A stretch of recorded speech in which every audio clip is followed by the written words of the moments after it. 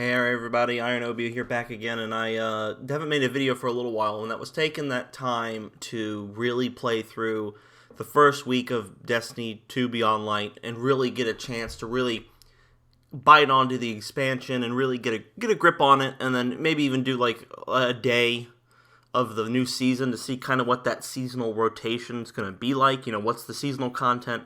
Now we know what it is, and that it's Crow, and it's going to be lore based, and it's the way you get captains, and you fight against, you're hunting down these guys, and you're getting curated loot that you want, and you can get the ability to curate those through running strikes and just earning them through the season.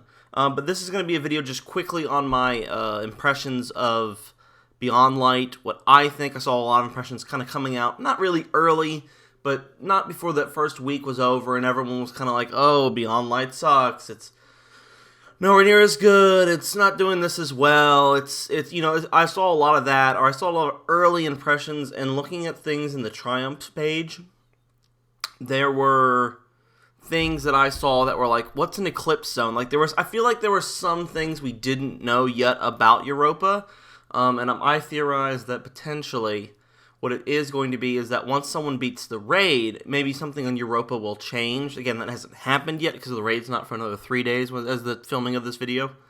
But maybe that'll change. So I think that's a little I think it was a little presumptive to go like, oh, well, I consider Beyond Light a failure, or I consider it not to be good. And not everybody's doing that, but some people are holding off reviews until after the raid comes out so they can kind of fully see. And this really is just a first impressions. But I'm not going to be, I saw a lot of the impressions I saw were really final, like, well, this isn't good, well, I didn't like this, well, the story was garbage, well, the villain wasn't that interesting, stuff like that, the grind wasn't that interesting, and again, a lot of stuff is still missing from the game, so I think that's important to note. With that out of the way, let me go and start jumping into my impressions of Beyond Light. So, Beyond Light, it's good. That's not it. That's not all. I'll just give you that one little snippet. What do I like mostly about Light? I really enjoyed the story a lot. I think the story is an improvement over, villain-wise at least. It's an improvement over some of the past stuff. I don't think it rivals Forsaken. It definitely beats out Shadowkeep. I felt Shadowkeep had a very weak story, especially where it ends very vaguely in Shadowkeep, and if you've seen the ending of Shadowkeep, you know what I'm talking about. I felt with the villain a little bit more here. I do like where the story eventually went. However, my one criticism, I think, of the campaign in general is it feels like it's just something we've already done before. How many Baron-like characters do we take out in the course of just Destiny history? How many times have the Fallen tried to kind of like reconvene into like a new house, only for us to come in and shut down their leader or whoever's in charge? So you have things like the first time it happened was really Skolas back in D1, House of Wolves. He tried to kind of be a Kell of Kells, and we shut him down.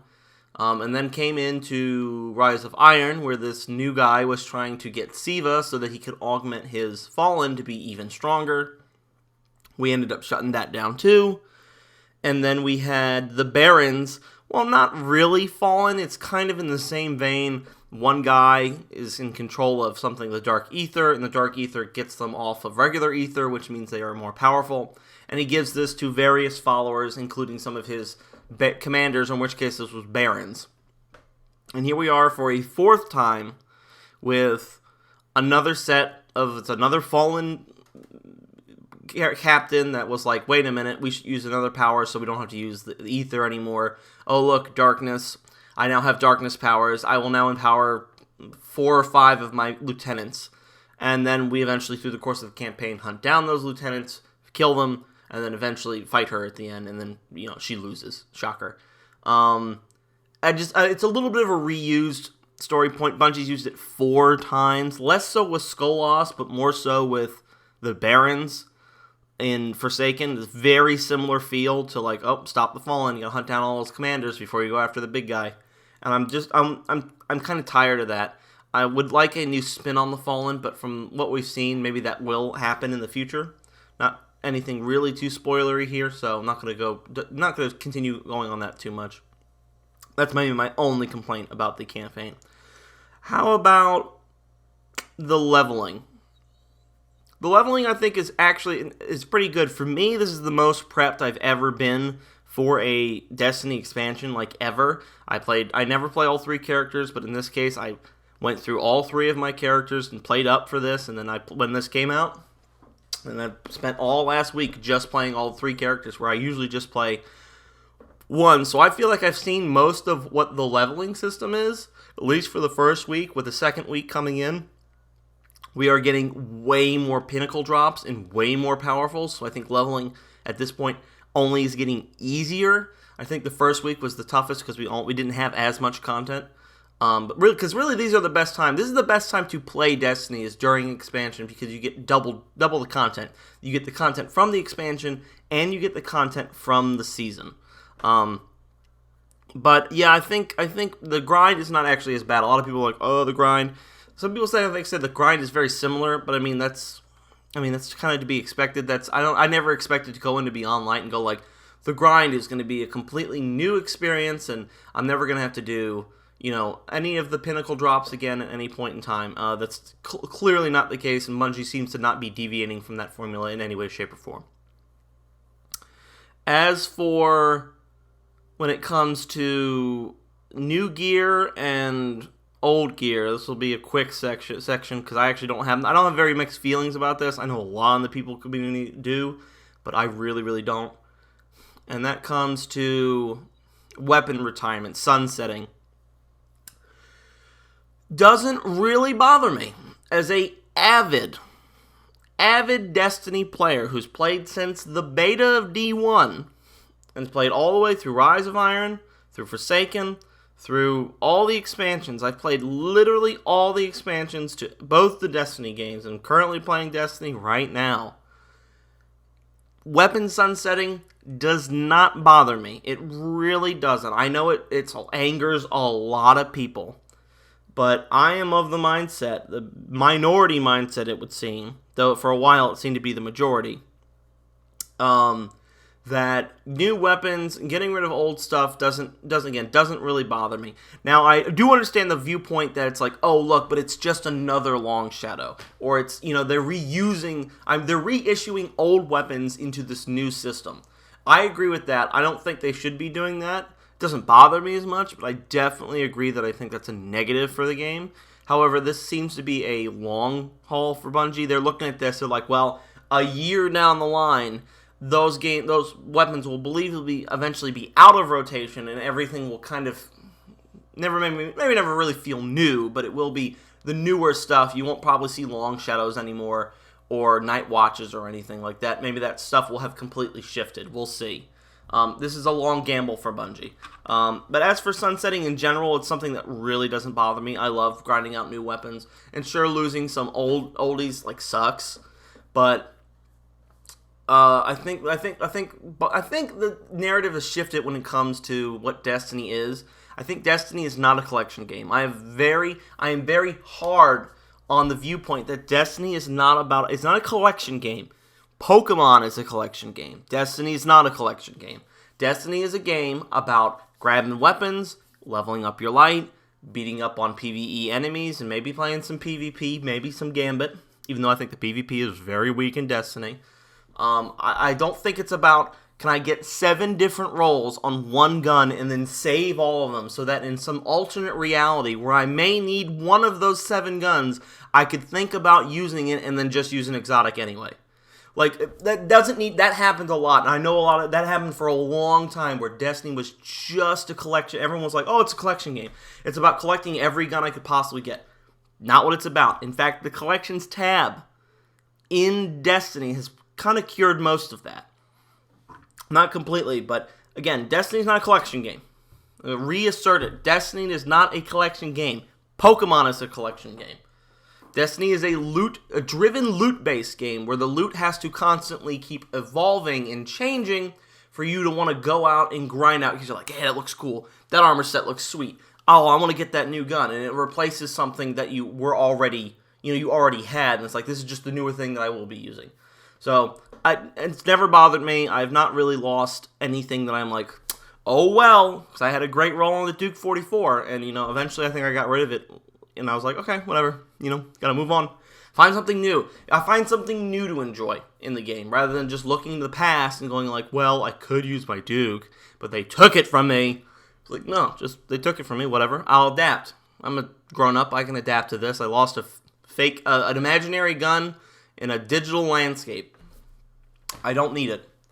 Move on and grab new things. That's all I'm going to say about sunsetting, because I could go on an entire video, and I really shouldn't, so I should get back to it. So we talked about the campaign. We talked about sunsetting. What about the powers? What about the powers that come with Beyond Light? Stasis. They're good in PvE. They're great in PvP. However, I think... I don't know what Bungie can do to fix the PvP problem when it comes to stasis. The abilities being used in PvE, I think, are great. I don't think they're great big damage dealers. I think they can potentially be, but I find as a Titan main that it's really just good for freezing stuff. I'm not getting as many kills, which means when I have to get those bounties that get kills or shatter people with stasis, I find it sometimes to be difficult. But, you can power through and get through that. But PvE, I think it's great. I think there's a lot of... You can synergize with each other. Like, you can pop 2 supers, and one person can focus on freezing everybody, and the other person can worry about just breaking them. I think that's a great idea going forward, and I would love to see the new systems that are being used for the ability to customize your class with fragments and aspects giving you the ability to change up something super, base to your class. So, a Titan aspect turns my slide, when I slide to shotgun or I slide to shoot something, into a longer slide, and if an enemy is frozen when I slide into them, they shatter, instantly killing them.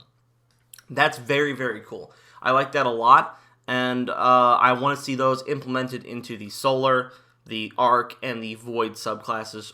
Though I feel like we're not going to get that for a while. And if we do get that, I imagine we're going to get 1 or 2, maybe per expansion. Maybe they'll just drop it in a season, go like, hey, the Fire subclass has been completely reworked for the old system. Have at it. And I have some ideas of my own of where they would go with those, fusing those subclasses into a just singular moddable tree.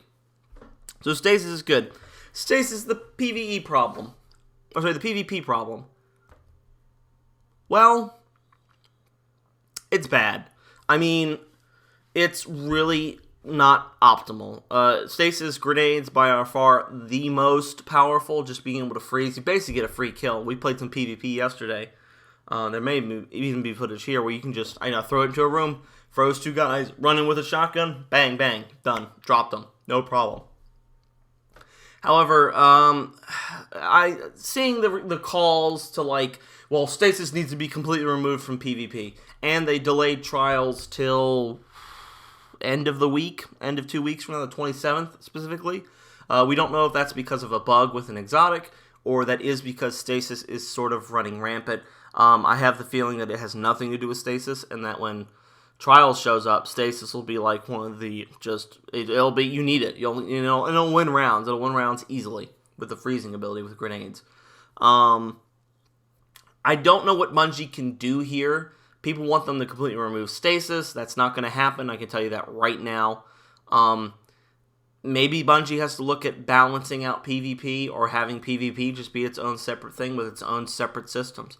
But again, that's a whole bunch of work that they're not putting in to PvE content, which is arguably the largest of the 3 pillars. If there were 3 pillars that are holding up Destiny, which is Gambit, Crucible, and Vanguard activities, so your PvE and your strikes and your raids and stuff like that, and your open world content, your patrols. The PvP content, the PvP pillar is very tiny. In fact, it might be a little bit bigger than the Gambit pillar, but if you could kind of think about the pillars at 100%, you've got Gambit's probably 25% of the pillar, a 25% pillar, Crucible's another 25% pillar, and Vanguard activities and your patrols and stuff, and your raids and your strikes and your nightfalls and your lost sectors, that's probably about 50% of the game. So almost half of the game is really held up by your Vanguard activities. And so I think mostly Bungie's going to focus, and let's be honest, has been focusing mostly on the PvE content, because that's the biggest aspect of Destiny. That's what Destiny's sold on. Beyond Light was not sold on, hey, we have more PvP. Beyond Light was sold as having, look, you can go to a brand new planet, you can fight a brand new enemy, and you can get brand new powers, and you have brand new strikes, and there's a brand new raid. No, they're not selling maps, they're not selling PvP maps. Generally, PvE plays a very small promotional material when it comes to, getting people into a brand new expansion. And I think that's going to continue that way going forward.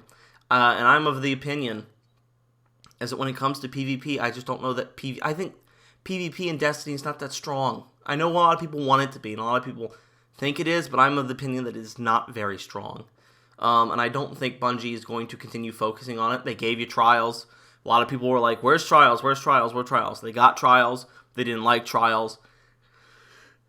Trials is here to stay. Again, there's adept weapons that are going to be coming in. We haven't gotten those yet, obviously, because Trials has been delayed, but it is, I think, Bungie's main focus, just continue focusing on PvE. If you're a PvP player, that may be sad to hear, but that is the truth. If you're a PvP player, believably you play some PvE, so maybe it's time to make that transition over, or hope that Bungie is gonna, maybe I'm wrong, maybe Bungie's got some ultimate plan for PvP, but I just don't feel that that's the case. But if, feel free to disagree with me.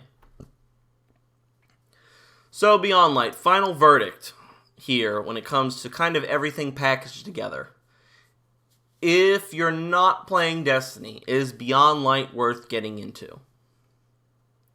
If you have Xbox Game Pass, then that's a hard, easy, yeah, sure, why not? I mean, it's there, it's on Game Pass. You already have it, you play it right now. What's stopping you? Nothing. Me? You should go do it. But Game Pass, I think it's a no-brainer. For a brand new light Destiny player, I think if you have never played Destiny, I think what you should do, if you're interested in buying the expansion, is go play it for free. Not the expansion, but Destiny 2. You can pick it up pretty much free on pretty much everywhere. There's a brand new light experience. You can go and give that a try. And if it's something you want to invest in and go like, yeah, I like this, maybe I'll see where this goes, then you can get the $40 expansion. At that point, you've not even paid a full game's price on playing Destiny 2, because you got it for free, $40, not too bad. If you've played every Destiny 2 expansion and every Destiny expansion, you're an avid Destiny player, then this is a no-brainer. Like, obviously, you're going to go buy this. It's no problem. Is it going to change your mind? Is it going to, completely make you reimagine the way you think of Destiny? No, hell no. It's going to be just something, it's going to be more Destiny, and that's not a bad thing if you like Destiny. For someone who maybe didn't like Destiny as just a game and was like, I want to come back, but I need something big to change my mind, this is not going to change your mind in the least. It is a new subclass, a new destination, but if you didn't like Destiny shooting, what's wrong with you? I mean, it's pretty good shooting, but if you didn't like Destiny shooting, and you didn't like its loot mechanics, and you didn't like its PvP, then this is not gonna bring you back. And I doubt even a D3, if they did launch a Destiny 3, would be enough to bring you back.